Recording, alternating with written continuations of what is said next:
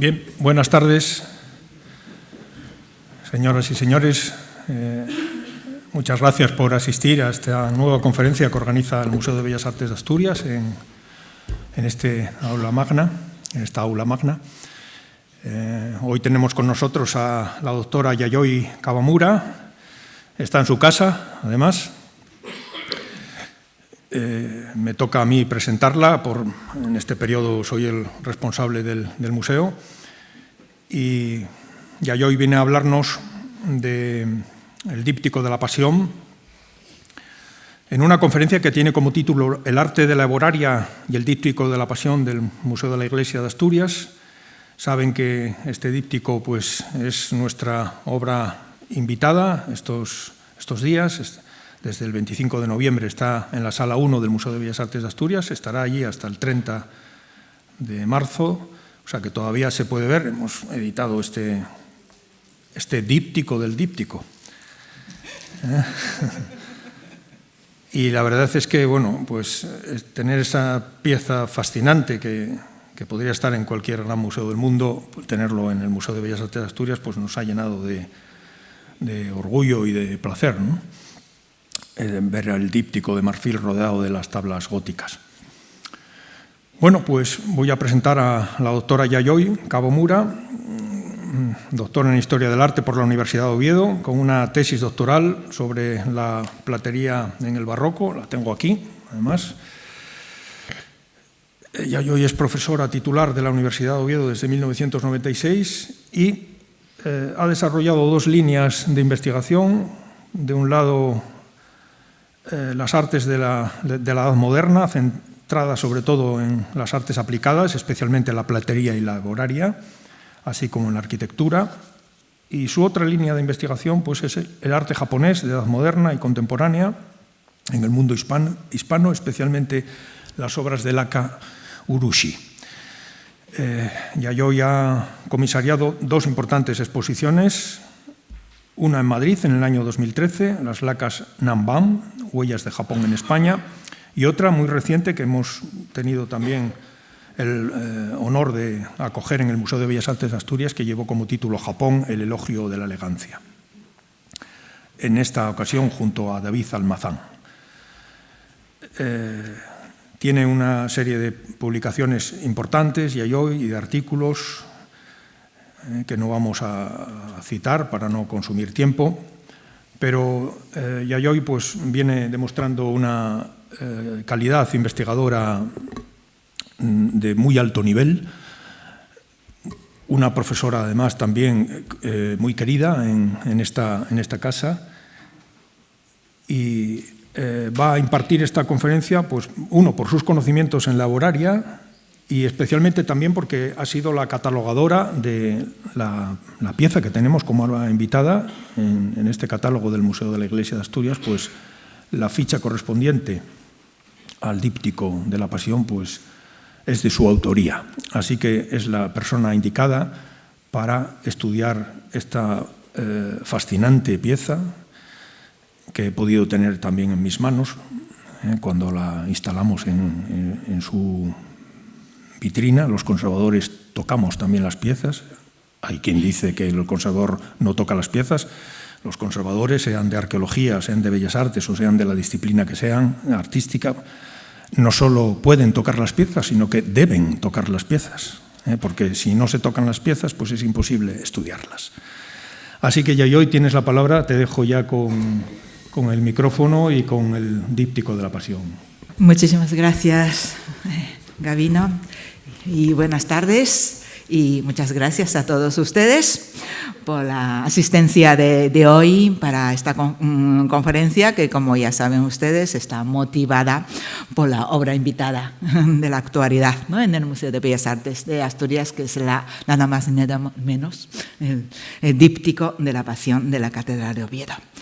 Y, por supuesto, mi agradecimiento pues, también está dirigido al Museo de Bellas Artes de Asturias, asimismo a la Catedral. Muchísimas gracias, señor Deán, por su presencia aquí, y también al Museo de la Catedral, que es el propietario de la obra invitada, por depositar su confianza en mí. El título, como ya están viendo, que es Arte de la Heboraria y Díptico de la Pasión, y con una especial dedicatoria a modo de homenaje a Margarita Estella. ¿Quién era Margarita Estella? Pues Estella... ¿Qué ha pasado? Sí. Estella fue gran especialista del estudio del arte de marfil, investigadora infatigable de CSIC en su rama de Historia de Arte, o sea, Instituto de Diego Velázquez, con una sólida formación bajo don Angulo Íñiguez y además, y sobre todo, fue una investigadora generosa. Ella fue, desde luego, una de mis maestros, diría yo, cuando yo era una joven investigadora, años 80, desde que mi director de la tesis, doctor Germán Ramallo, me la presentara para que yo tuviera un primer apoyo ahí, en la CSIC, en mis días de estancia allí, en el templo de sabiduría que es CSIC. Aprendí de ella el arte de la heboraria, el método de estudiar, y ella fue quien orientó mis estudios de marfil. Por lo tanto, tengo un inestable respeto y deuda académica, lógicamente, a Margarita Estella. Margarita, por sus estancias centroeuropeas, muchas, llegó a dominar la escultura de marfil medieval, y cuyo resultado es uno de los libros, de seguir, que se llama La escultura del marfil en España románica y gótica. Asimismo, abrió el camino de estudio sobre la escultura de marfil filipina, y su otra publicación que se llamaba Escultura barroca de marfil en España, las escuelas europeas y coloniales, sentó las bases realmente de todo el estudio posterior sobre el marfil hispano-filipino. Me gustaría citar las palabras de Roberto Alonso Molal en su Necrológica. Dice: Margarita Estella era una escrupulosa en la investigación de archivo y en la crítica a las fuentes, según el método científico de Angulo, fundado sobre el examen y el estudio objetivo de la obra de arte, al margen de tópicos y de todo ensayismo escapista. La aplicación rigurosa de este sistema de trabajo dio como resultado una contribución de primer orden al estudio de arte de marfil en España. Fin de la cita. Bien, empezamos a hablar de la heboraria. No, aquí, mejor así, heboraria. Heboraria es el arte del marfil, cuya materia prima es el colmillo del elefante, como estamos viendo, pero en menor medida puede ser de morsa, de orca y de hipopótamo también. Los colmillos de elefante pueden alcanzar hasta 3,5 metros de longitud. ¿Y cómo se aprovecha un colmillo? De la parte de la dentina compacta se extraen distintas formas cilíndricas, tablas, figuras zoomórficas o antropomórficas, como estamos viendo, y material alrededor de la cavidad dentina. De ahí sacan piezas pequeñas, cuentas o mangos, así. Y el colmillo entero también puede convertirse en objeto escultórico, como ven aquí, ¿no? El marfil, desde luego, suscita una atracción constante para la humanidad desde hace 3.000 o 4.000 años, y es demandado sobre todo por las élites de la sociedad de cada momento. Vamos a tratar este tema desde la antigüedad hasta el gótico, en donde se sitúa el díptico de la Pasión, que es la obra invitada. Las obras de marfil más antiguas que conocemos proceden del antiguo Egipto. Los arqueólogos encontraron varias piezas en la antecámara de la tumba de Tutankamón. Estamos siglo XIV a.C., en el famoso Valle de los Reyes. Una de ellas es esta arca muy elaborada. Varias placas de marfil con jeroglíficos, ven ustedes, grabados, cubre la madera y está combinado con el oro. Y revela un alto nivel de trabajo de las artes decorativas desarrolladas en el Imperio Nuevo de Egipto, ¿no? En las que no podía faltar el marfil, evidentemente. Cambiando de región, estamos en la otra gran civilización, que es la Mesopotamia, cuyos influjos expandían hacia incluso el Mediterráneo oriental, ¿no?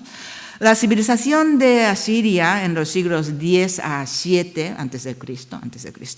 demandaban el arte de marfil.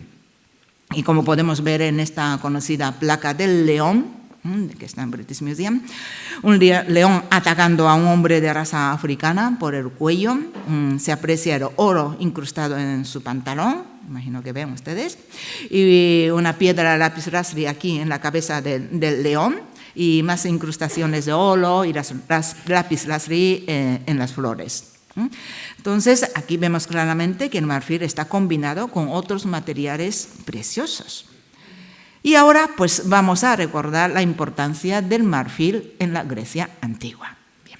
La arqueología pues, ha descubierto varias piezas en la isla de Creta, también en Micenas, y es archiconocido que el Partenón de Atenas se realizó una gigantesca estatua de la diosa Atenea de Crisalefantina, que significa pues, el marfil y oro, ¿no? Era una obra del famoso artista Fidias en el siglo V a.C. y medía al parecer 11,5 metros, hecha de madera con placas de marfil y oro. Y Fidias también realizó otra estatua, al parecer aún más grande, de dios Zeus en Olimpia. Por lo tanto, es evidente el valor del marfil en la Grecia antigua, ya que compartía pues, la misma importancia con el oro y que estaba reservado para el culto, ¿vale? Mientras pues, las estatuas de Fidias pues, no se conservan, pues esta estatua o una parte de la estatua de Crisalefantina del siglo VI a.C., del tesoro de Delfos, nos la recuerda, ¿no? De alguna manera. Probablemente pues, representa a Apolo de tamaño natural y su cabeza es de marfil con cabellos de oro, ¿no? Tras este rapidísimo paseo por la antigüedad, llegamos al Bajo Imperio Romano. Un salto muy grande, por supuesto, en medio hay más piezas. La gran pues, novedad romana fue sin duda el díptico consular hecho con placas de marfil. En el siglo IV avanzado, las tablas de madera fueron sustituidas por un material de lujo, que es el marfil, ¿no? Para escribir pues, el nombramiento de un cónsul. Y surgió pues, la costumbre de elaborar estas tablas de nombramientos con las figuras del cónsul o del emperador en el exterior del díptico. El más antiguo conocido es el cónsul de Estilicón, elaborado en Roma. Data de finales del siglo IV, pero la monumentalidad de las figuras, el tratamiento de las vestiduras y sus pliegues aún nos recuerda el arte clásico, realmente. Otro ejemplo que he traído es el díptico de Anicio Probo, de año 406. Es una obra singular.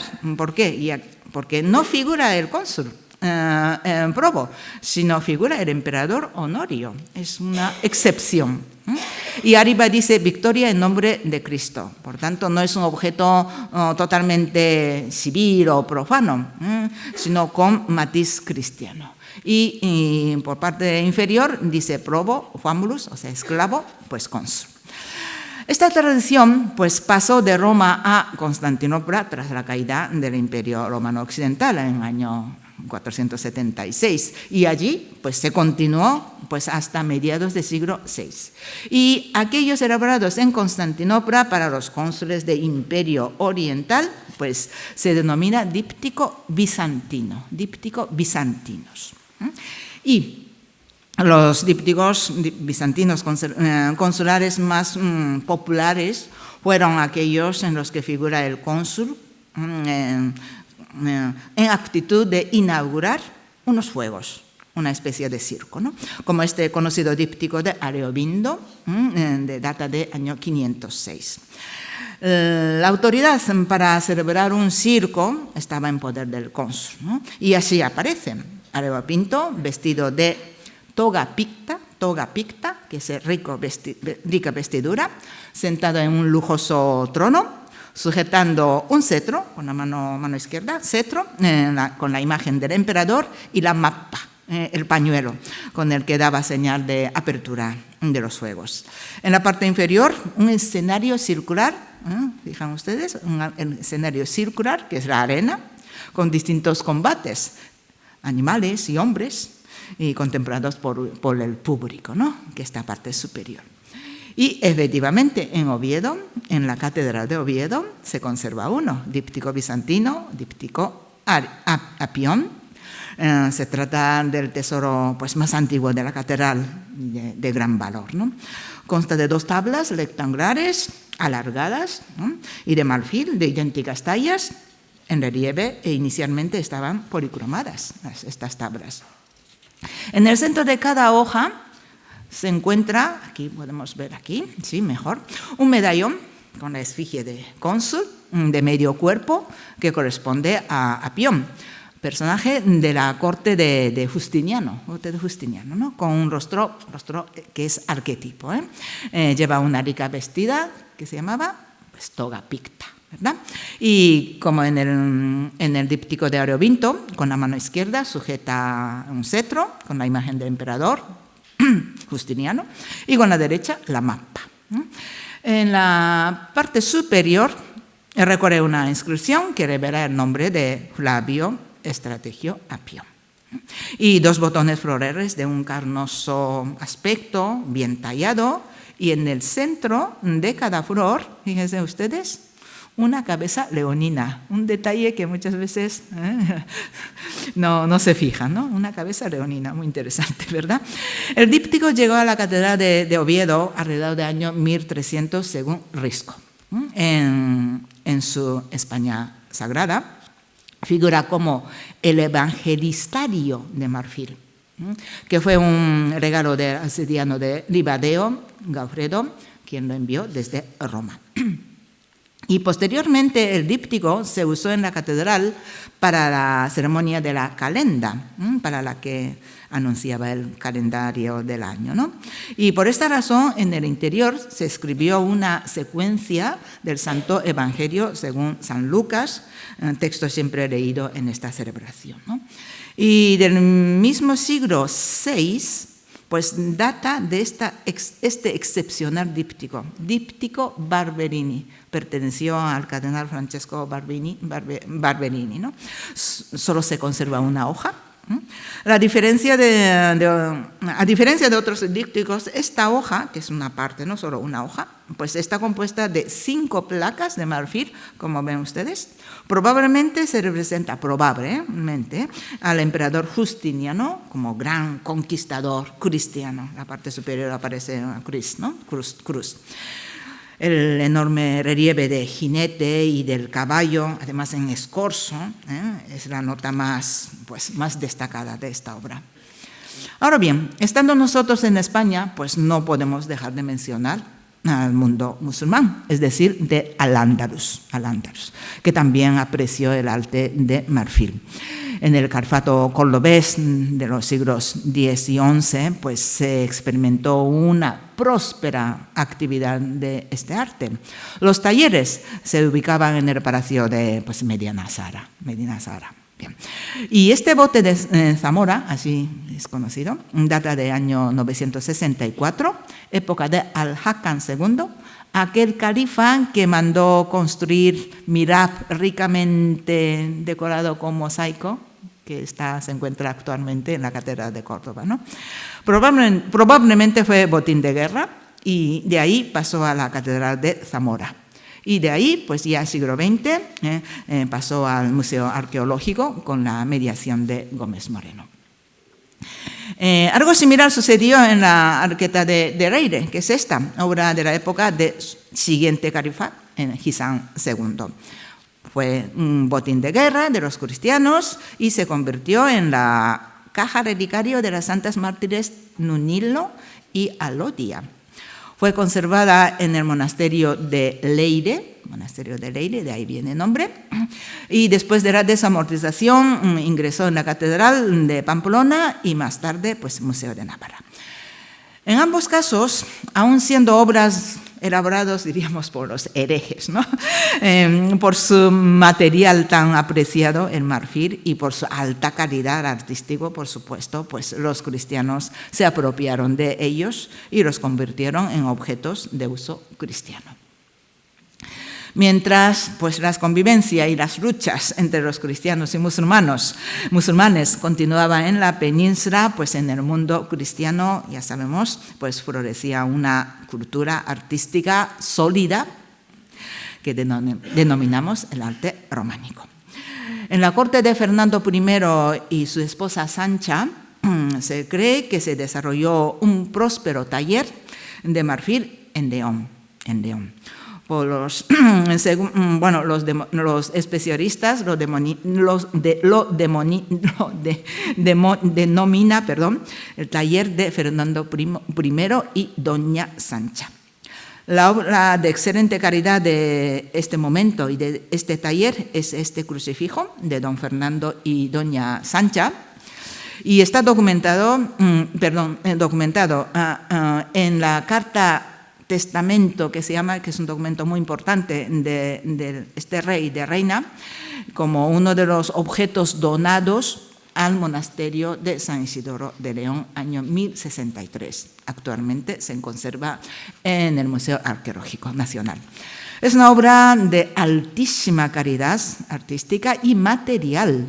Es de marfil brillante, de un blanco levemente amarillento. Además, con la fecha y los donantes conocidos. Bien, por lo tanto, pues supone una obra de gran trascendencia en la hebraria medieval a nivel europeo, como indica Margarita Estella. La cruz es de madera cubierta de placas de marfil. Tienen, arma de madera, ¿no? Observemos el rostro, ampliando así.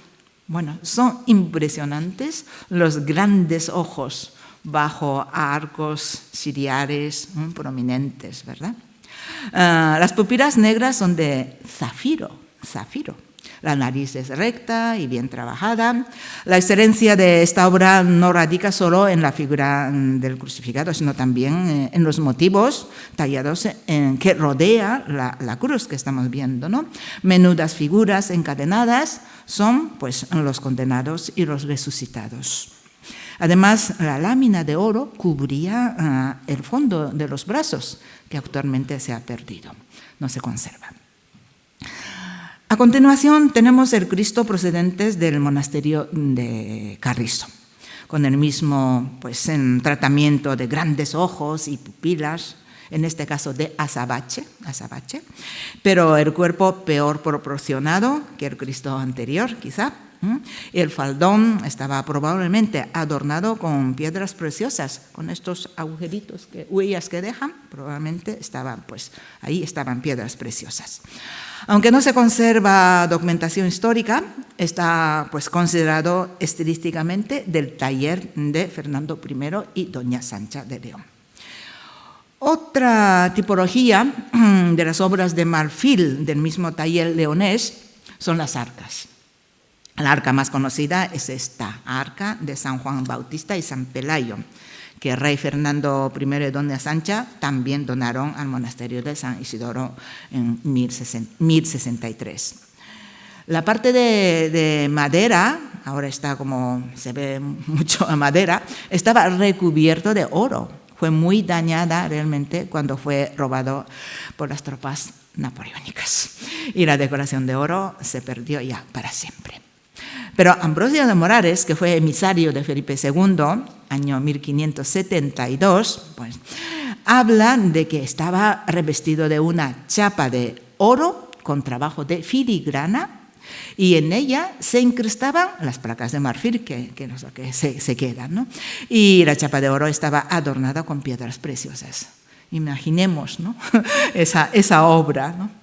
Bien, en las placas de marfil figuran los apóstoles, con los rostros similares entre ellos, y los ojos de azabache, muy expresivo, como los crucifijos anteriores, ¿no? Y aparecen bajo arcos de herradura, tipo pues mozárabe o medio punto. Hay mezcla de dos tipos de arco, ¿vale?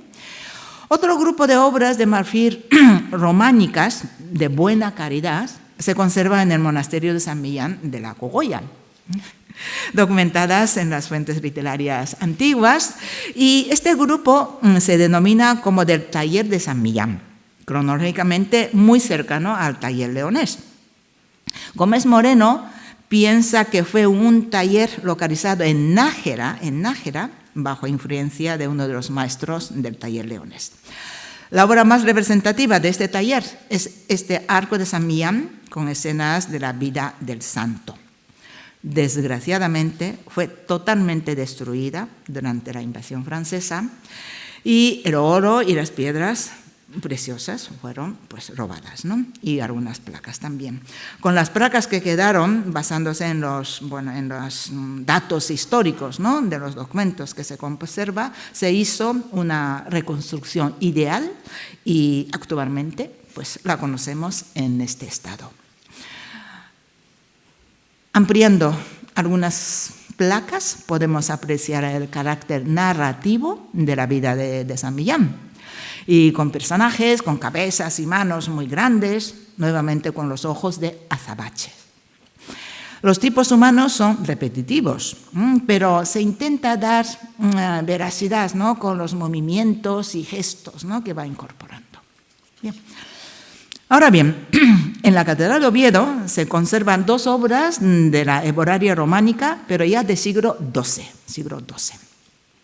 Margarita Estella cita como una de las obras principales de este siglo XII, pues el díptico de Wendisalvo. La obra está citada por Ambrosio de Morales, nuevamente, pues quien visitó Oviedo para registrar las reliquias, y este díptico era uno de los relicarios guardados en la Cámara Santa. La inscripción indica claramente que el obispo Gonzalo Menéndez, que vivió en el siglo XII, mandó elaborar esta obra como relicario. Dice en latín, pero traducido en castellano: el obispo Gonzalo mandó hacerme. Estas son las reliquias que aquí se encuentran: de la cruz del Señor, de Santa María Virgen, de San Juan Apóstol y Evangelista, y de San Lucas Evangelista, etcétera, etcétera. Es una obra de orfebrería, ¿no?, orfebrería combinado con marfil, como estamos viendo. Así abierto tenemos el Calvario a la izquierda y el Pantocrator a la derecha. Es cierto que la explosión de 1934 pues, sufrió pues, un considerable daño. Es una pena. El Cristo crucificado, acompañado de la Virgen y San Juan, es un Cristo vivo, de modelo triunfal, que decimos, con rostro sereno y noble, y el faldón es largo, como el románico, hasta las rodillas. Comparando con el Cristo de Carrizo, nuestro crucificado, que ya es del siglo XII, se aprecia pues, un cierto cambio, ¿no? El cuerpo más esbelto, que intenta ser mejor proporcionado, el faldón con los pliegues más complejos y sofisticados, signos del pues, románico avanzado, ¿verdad? En la otra hoja o portazuela contraria, el Cristo en majestad o Pantocrator. Mandora, esa forma de almendra, es el mundo divino, y está elaborado con la filigrana combinado con capujones y perlas. En las esquinas tenemos los 4 evangelistas o tetramorfos, ¿no? San Mateo, San Juan, San Lucas, San Marcos, pues elaborados con marfil. Otra hebraria de la Catedral de Oviedo del siglo XII es el Cristo de Nicodemo, una cruz relicario, y según las piadosas tradiciones fue tallado por Nicodemo, discípulo de Cristo. Es una imagen de crucificado de marfil presentada sobre una cruz de plata con 4 capujones, 4 piedras, ¿no? Piedras semipreciosas. Es una obra de primer tercio del siglo XII y podría ser una cruz relicario que figura en el texto de Obispo Pelayo, fallecido en 1153, según Risco. Y más adelante, el libro Becerro del Obispo Gutiérrez, del año 1385, habla de esta cruz relicario. Es un Cristo casi como expiado, ¿no? Con los ojos semicerrados, sin marcar las pupilas, y no lleva corona, no es Cristo triunfante, ¿no? Debajo del pie de Cristo se encuentra protegido por un cristal de roca, el Lignin Crucis, o sea, reliquia. Bien, avancemos del románico para acercarnos al arte gótico. Y Estella, pues para explicar la transición del románico al nuevo estilo gótico, pues presenta las vírgenes abrideras. ¿De qué se trata? Una virgen que abre. Bien, hay autores que cuestionan estas imágenes conservadas por haber existido una fuerte censura, por tanto su desaparición en el periodo contrarreformista. Sin embargo, es ampliamente conocida esta virgen abridera, enteramente hecha de marfil, que se encuentra en el convento de Santa Clara de Alariz, en Orense, considerado una obra de finales del siglo XIII, ya acercándose a gótico, ¿no? Puede ser una de las obras que figuran en el testamento de la reina Violanta, fallecido en año 1300, como indica Margarita Estella. La Madre de Dios, pues sentada con velo corto, como ven, tiene una expresión dulce, ¿verdad? Y su rostro ovalado tiene unas facciones finas y sonríe ligeramente, ¿no? Aunque la manera de presentar al niño es aún rígido, ¿no? Reminiscencia del estilo románico se ve ahí, ¿no?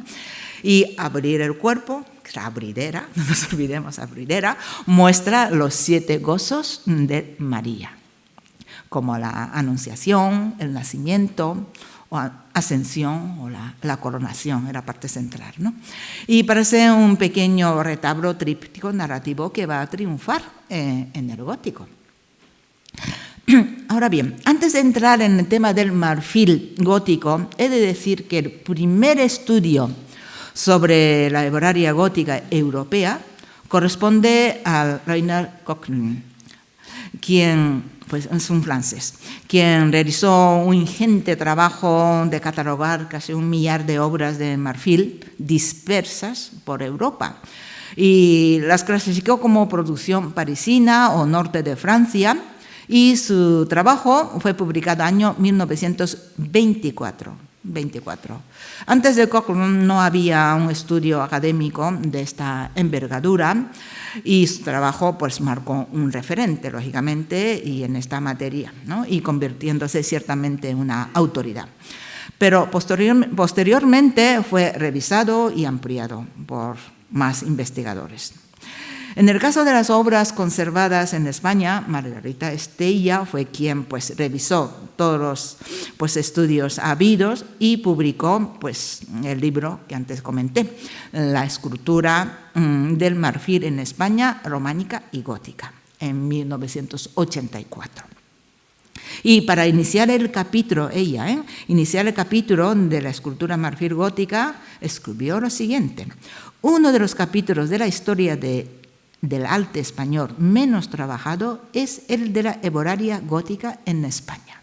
Bien. Más de medio siglo después del estudio de Cochlin, la investigadora, quien habrá visto cientos de obras de hebraria dentro y fuera de España, hizo una revisión del arte de hebraria gótica en España.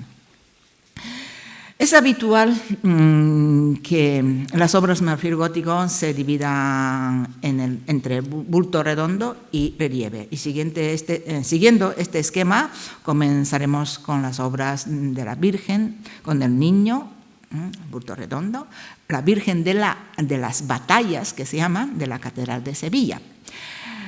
La restauración o restauraciones posteriores, probablemente siglo XVII, desconfiguraron los rostros originales claramente y nos provoca desconcierto, ciertamente.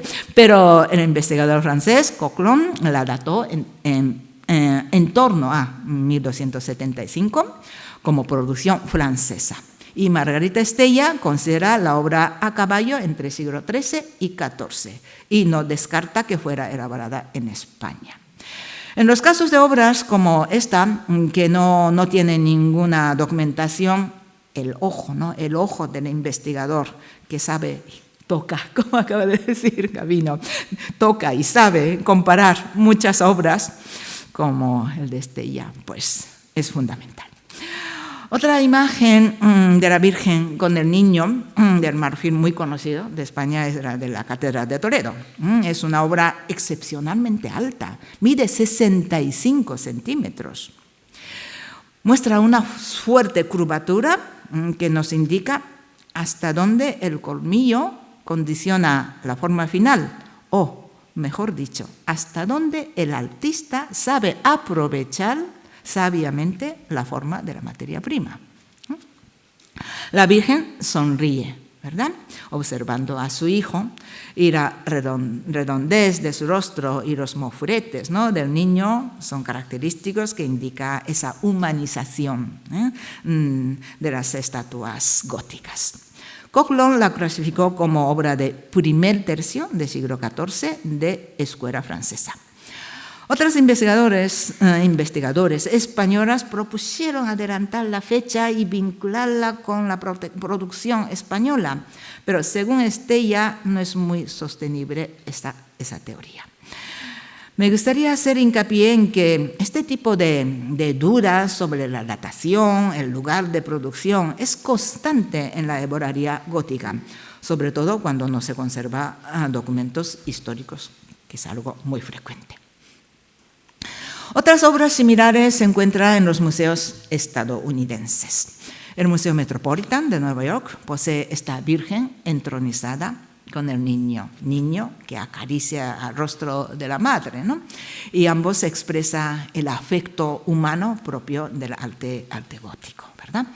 La obra fue donada por el banquero y coleccionista Pierre Port Morgan en 1917, y la primera referencia que tenemos pues data de 1918. Es decir, no hay ningún documento antiguo sobre la obra, pero está catalogada por la similitud con otras como obra francesa del último cuarto del siglo XIV. Otra Virgen con el niño del mismo museo, de fuerte curvatura como la del Toledo, ¿no?, que acabamos de ver, es regalo en 1915 del coleccionista Theodore Davis, abogado y hombre de negocio y conocido sponsor de la excavación del Valle de los Reyes de Egipto. Como en el caso anterior, no se sabe nada de su historial. En las obras que estuvieron en las colecciones particulares es habitual que se haya perdido la trazabilidad pues histórica. Por el propio estilo está catalogada como obra francesa, pues en torno a 1330-1340. Bien, después de contemplar estas imágenes góticas de marfil en bulto redondo, pues es lógico que nos surja el deseo de asociarlas, ¿no?, con la conocida imagen de la Virgen Blanca de la Catedral de Toledo, obra hecha de alabastro y policromada, y de casi seguro origen francés a principios del siglo XIV.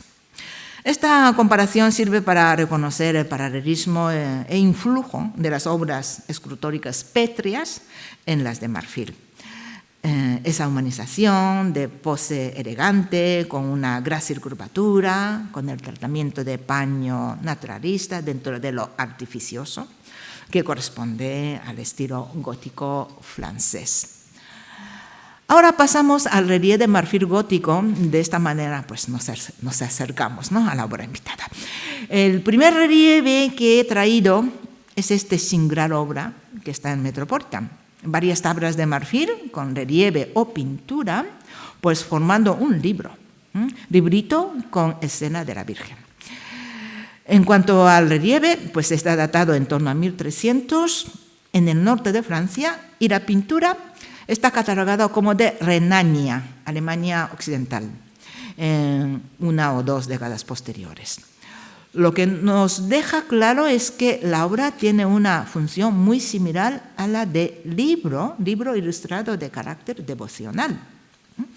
Esta obra de Metropolitan es algo muy singular, y por haber pertenecido a distintas coleccionistas europeas privadas, hasta que ingresó en la Metropolitan año 1982, pues los estudios son recientes, ¿no? Por esta razón.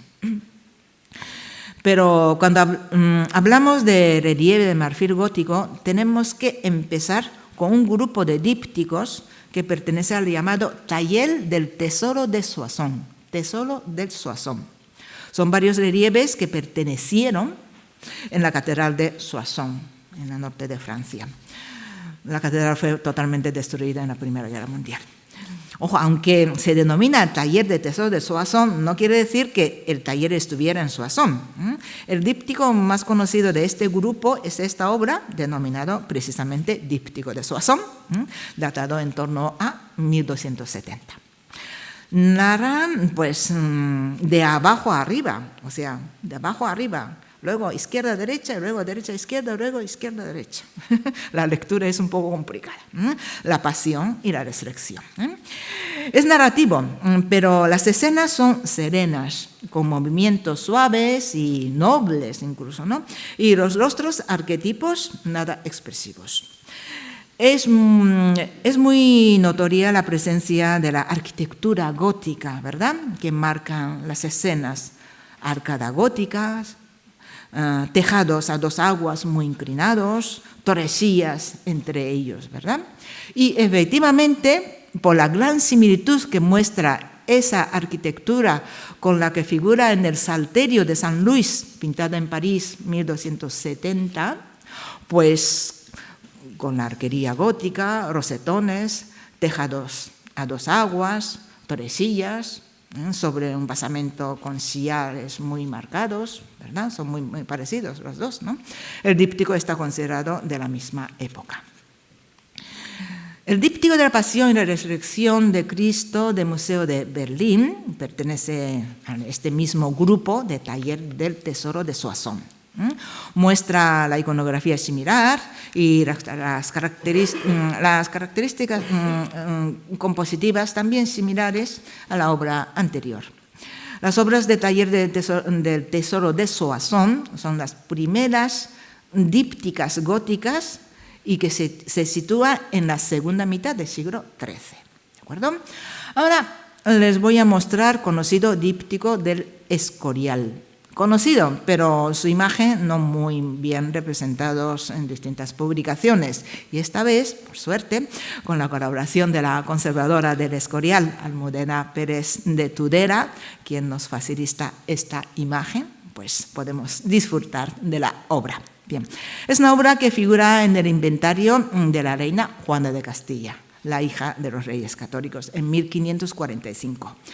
Dice: un retablo de 2 tablas de marfil en que están 8 historias, las 6 de la Pasión y Resurrección y las 2 de los Reyes Magos. Bueno, los investigadores no dudan de que se trata de esta obra, y posteriormente el díptico figura como una de las obras donadas por Felipe II al monasterio del Escorial en 1574. En primer lugar, nos llama la atención su enorme tamaño. Mide 80 centímetros de altura. Aquí la arquería desaparece, ¿verdad? Las escenas cobran todo el protagonismo. Es narrativo, como libro miniado, y avanza la narración de abajo a arriba. Otra vez, abajo a arriba. En el registro inferior, como ven, los Reyes Magos en su viaje, y a la derecha un criado recoge los caballos y la adoración. En segundo, hacia arriba, Judas recibe el dinero, prendimiento de Cristo, el beso de Judas, la agresión de Simón Pedro a Malco y el ahorcamiento de Judas. Y hacia la derecha, Cristo ante Caifás y el Cristo de los ultrajes, con la cabeza tapada. Y en el siguiente registro, hacia arriba, continúa la pasión, la flagelación, el camino del Calvario, y hacia la derecha, crucifixión y descendimiento. Y registro superior, hacia arriba, el entierro de Cristo, Cristo resucitado ante María Magdalena, y hacia la derecha, el ángel anuncia la resurrección de Cristo a las Marías y el descenso de Cristo al limbo con los bienaventurados. Bien, se caracteriza por colocar varias escenas en un espacio, como estamos viendo, de modo abigarrado además. Y en lugar de la arquería recorren frisos de flores, ¿verdad? Frisos de flores. Coughlin agrupó los dípticos con este tipo de frisos de flores, y los denominó del grupo de la decoración con rosas denominó. Este grupo constituye el segundo grupo importante después del taller del Tesoro de Soissons, y se sitúa ya en la primera mitad del siglo XIV. Otra característica es la conservación de la policromía y el dorado en buen estado, como ven, ¿no? Esto señala que otros dípticos también estaban policromados, aunque ahora solo lo vemos, ¿no? El color del marfil, ¿no? Las figuras tienden a ser esbeltas, ¿verdad? Un poco estilizados. E intenta mostrar sus diferentes movimientos, pero con una cierta torpeza, ¿no? Bien, Coughlin consideró la obra como francesa, de primer tercio de XIV. Interesante, pero dice poco fina. Bueno, María Luisa Arena, que analizó esta obra más tarde, en 1963, sigue a la opinión de Coughlin, y más tarde Estella pues, admite la autoría francesa, ¿no? Pero añade el paralelismo observado con las esculturas góticas españolas, pero admite la autoría francesa.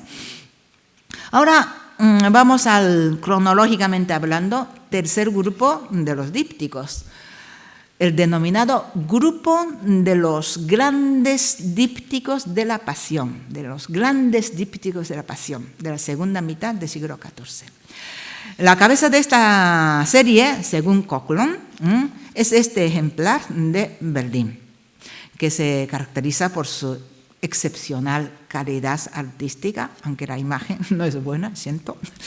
Es uno de los primeros dípticos dedicados a la temática de la Pasión de Cristo exclusivamente. Las escenas son muy narrativas y discurren de arriba a abajo y de izquierda a derecha. El marco arquitectónico gótico, como Docerete, ya sin tejados ni torrecillas, que es otro tipo, aumenta visualmente la profundidad de las escenas, ¿no? Y de esos relieves, ¿no? Y las figuras están representadas en poses diversas y animadas y se entrelazan, ¿no? Unas con otras, formando grupos que interactúan, ¿no? Las obras de este grupo están consideradas como elaboradas en Francia principalmente, pero como luego hablaremos, hay diferentes opiniones. Las iconografías de este grupo son casi fijas, se repiten. La entrada de Jerusalén, luego el lavatorio, la última cena, la oración en el huerto, prendimiento y la crucificación. Pues se centra estrictamente en las escenas de la pasión, ya sin las de los Reyes Magos ni de la resurrección, ¿no? Casi siempre una escena en cada espacio disponible, por tanto es mucho más clara las escenas, ¿no? Mucho más claras las escenas. Y Catedral de Vic poseía un díptico de esta característica hasta su desaparición a principios del siglo XX, y ahora sabemos que se encuentra en el Waters Art Museum de Detroit. Es una obra inventariada en 1430, según Coughlin, Y en este caso difiere un poco de la ortodoxia del grupo de los grandes dípticos de la Pasión, por incluir varias escenas en un espacio.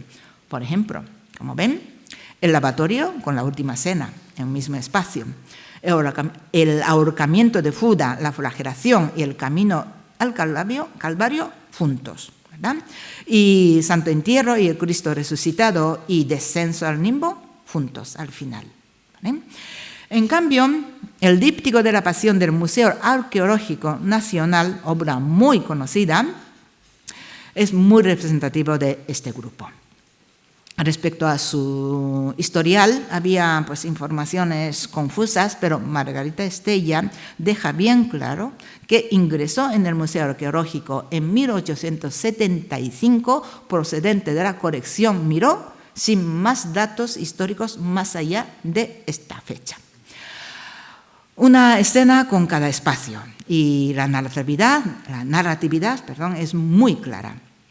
Coquelin lo catalogó como obra francesa excelente de la segunda mitad del siglo XIV, pero como veremos hay más opiniones, ¿eh?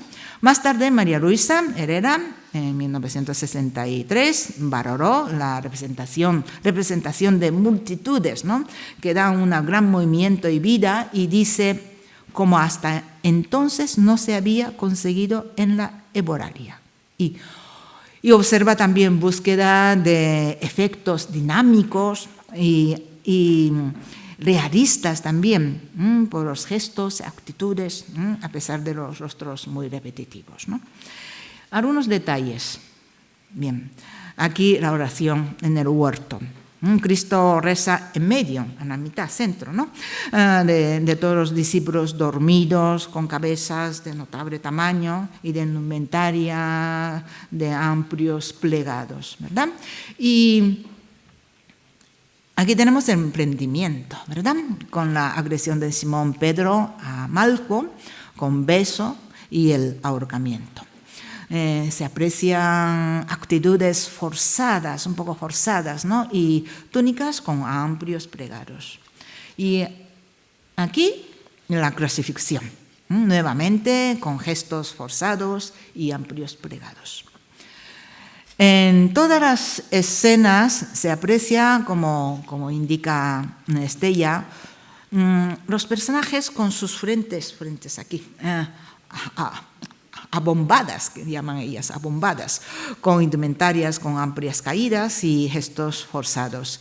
Y esta investigadora las compara con las imágenes pintadas en el ceremonial para la coronación de los reyes de España de año 1333.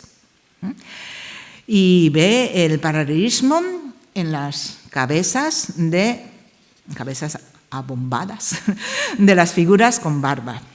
Aquí tenemos ampliadas ambas obras. Más dípticos de la Pasión similares.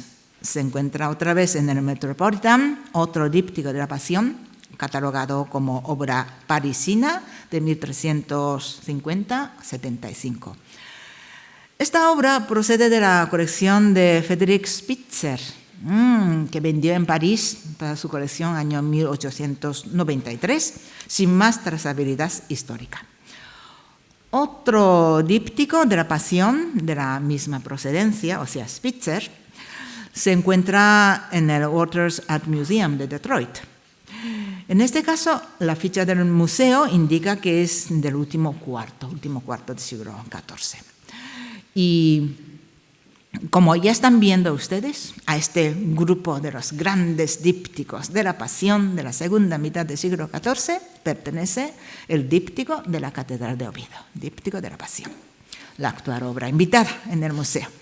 Bien, comparte con otros dípticos las características como una escena en cada espacio, claridad en la narración, escenas exclusivamente dedicadas a la Pasión, tupida presencia de las figuras humanas, expresividad a través de distintas poses, actitudes, movimientos, ¿verdad?, recursos de arquería como docerete para incrementar la profundidad visualmente, y las escenas avanzan de arriba a abajo, de izquierda a derecha, En las tallas se combinan el altorrelieve y el incluso parcialmente bulto redondo y relieves más bajos. Y la calidad es de alto nivel, excelente calidad. Tenemos magníficas imágenes de fotógrafo Santiago Relanzón que voy a proyectar. La primera escena es la entrada en Jerusalén, donde Cristo es recibido a las puertas de la ciudad con alegría y júbilo.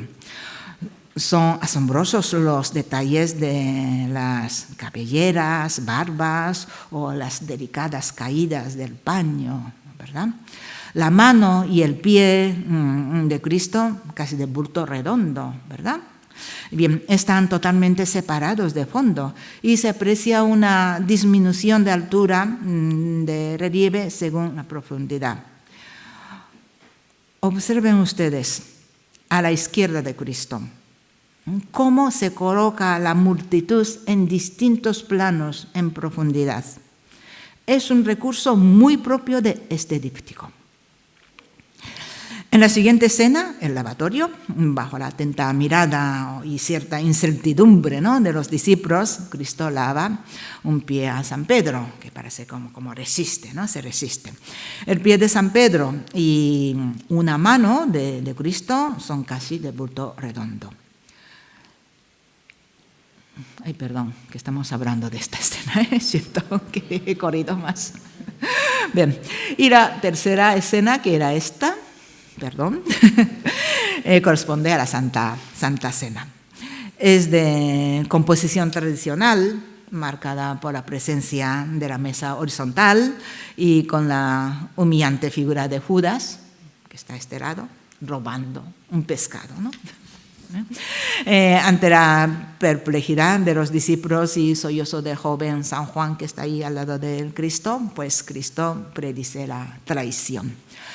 La obligada presencia de muchas figuras, 13 figuras, ¿no?, se resuelve superponiendo o solapando algunas figuras, unas delante y otras detrás, con naturalidad además.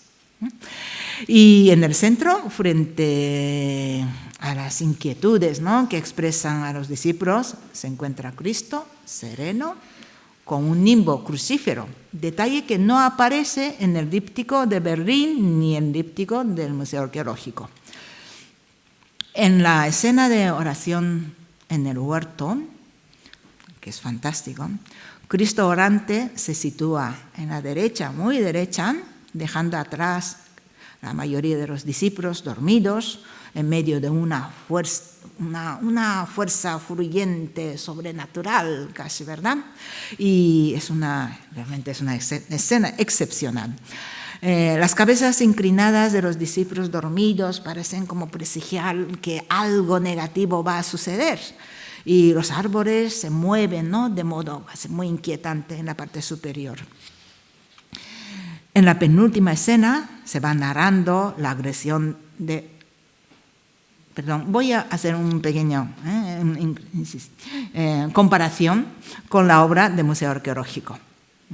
La superioridad, para ver la superioridad artística e inventiva, ¿no?, de este díptico de la Catedral de Oviedo. Yo creo que es evidente.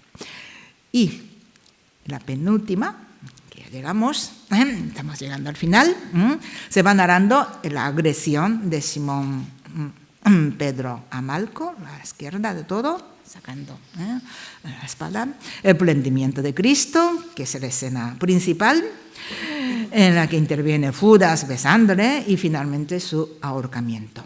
Es la escena más agitada de todas, y el artista vuelve a mostrar la gala de saber agrupar las figuras con un eficaz uso de distintos planos, como ven.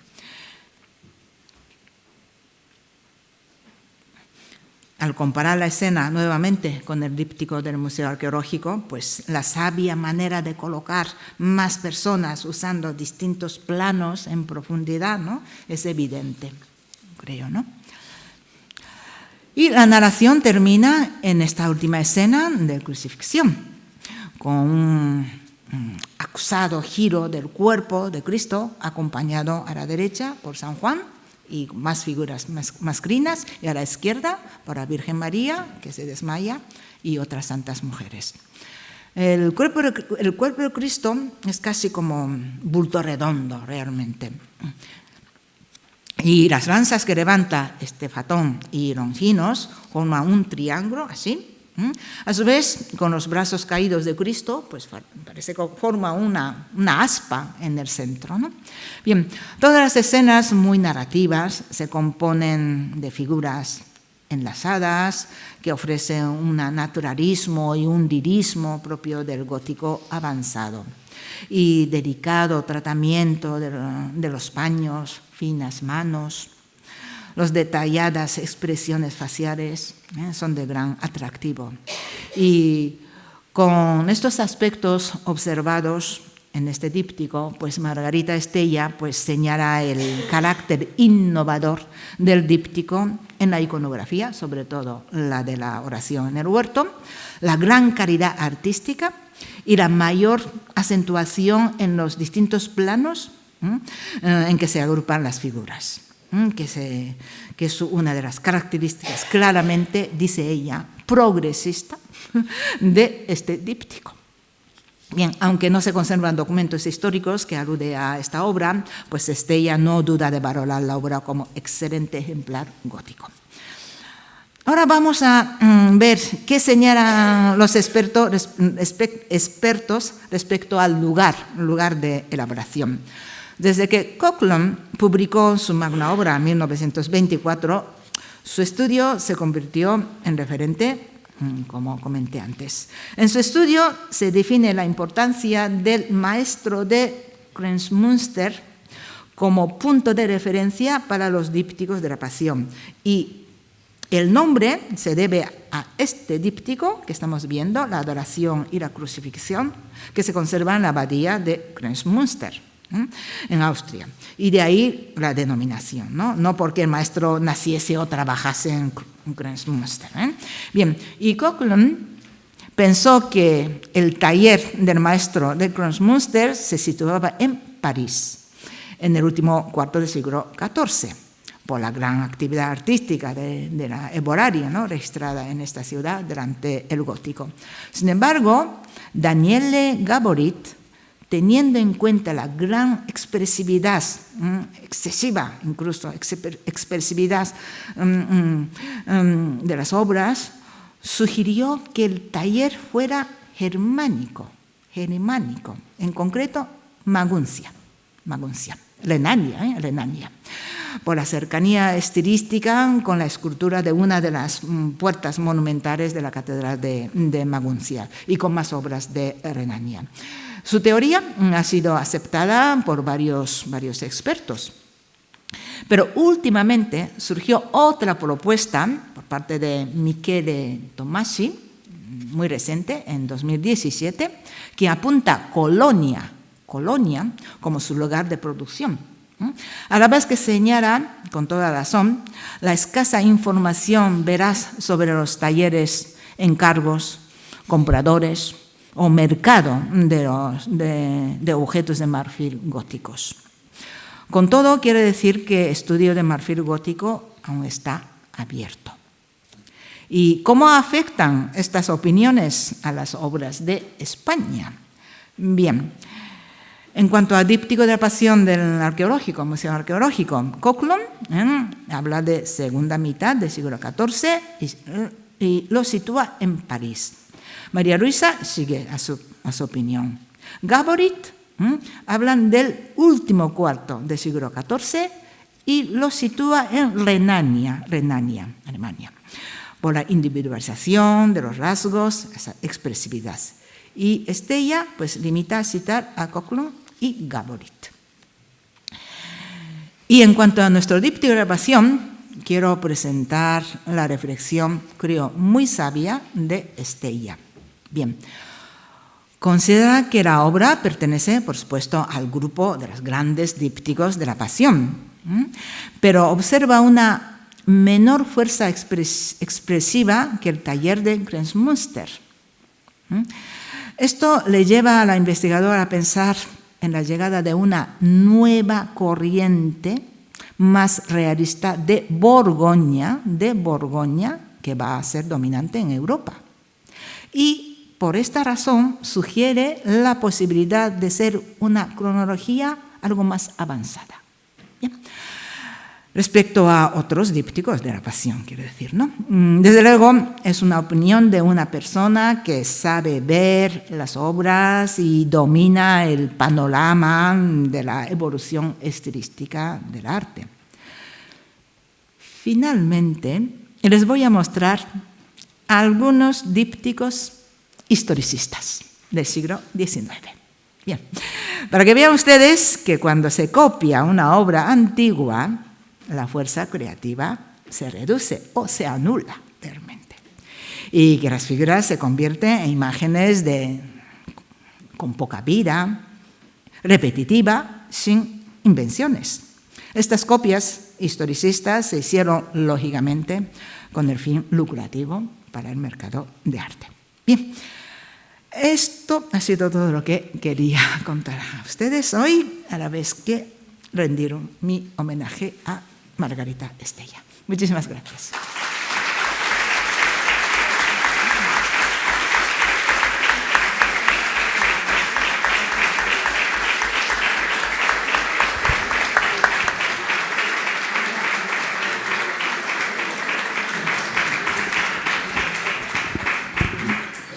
Bueno, muchísimas gracias, Yayoi, por esta fascinante travesía desde Egipto hasta el siglo XIX. Has resumido pues, prácticamente lo más resaltable de la historia de laEboraria.